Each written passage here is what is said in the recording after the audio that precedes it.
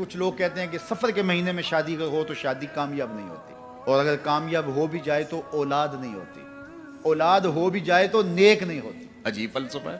سیدہ فاطمہ تو زہرا رضی اللہ تعالی عنہا کی شادی حضرت سیدنا علی المرتضیٰ رضی اللہ تعالی عنہ سے سفر کے مہینے میں ہوئی۔ مجھے بتاؤ ایسی کامیاب شادی بھی کوئی ہو سکتی ہے؟ اور پھر کہتے ہیں اولاد نہیں ہوتی، حسن حسین اور زینب پیدا ہوئے۔ ایسی اولاد بھی ہو سکتی ہے؟ اچھا اولاد ہو جائے تو نیک نہیں ہوتی، مجھے بتاؤ حسین جیسا نیک کون ہوگا، حسن جیسا نمازی کون ہوگا، اور زینب جیسی پردے دار کون ہوگی؟ تو یہ لوگوں کی اپنی خواہشات ہیں، زبان پہ جو کہہ دیے لوگ وہی مان گئے۔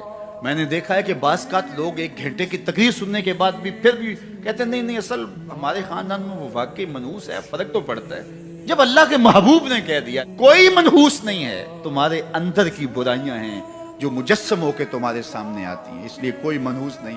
ہمارے والدین نے بچپن میں ہی ہمیں یہ باتیں اچھی طرح سے ازبر کروائیں اور ہماری تربیت اس طرح کی کہ ہم الحمدللہ کبھی بھی ذوف الاعتقادی کا شکار نہیں ہوئے۔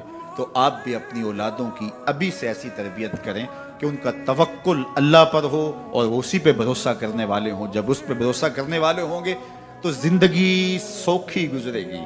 جب اس پہ توکل ہوگا تو کبھی تکلیف آئے گی تو بندہ کہے گا کوئی بات نہیں، جے سونا میرے دکھ وچ راضی تے میں سکھ نو چلے ڈاواں، تو بندہ کہے گا ٹھیک ہے کوئی بات نہیں ہے، یہ اس پہ بھی میں خوش ہوں۔ تو جب توکل اس پہ ہوگا تو پھر بندہ اس تکلیف میں بھی لذت لینے کا راستہ نکال لے گا۔ اور اگر یہ ہو کہ اس منحوسہ کی وجہ سے یہ سب کچھ ہوا ہے، کچیچیاں چڑھیں گی اس کے اوپر کہ اس نے یہ کیا ہے، مار ہی دوں، قتل کر دوں، اس کو چھوڑوں نہ، زمین پہ رہنے کا حق ہی چھین لوں اس سے کہ اس منحوسہ کی وجہ سے یا اس منحوس کی وجہ سے یہ ہوا ہے۔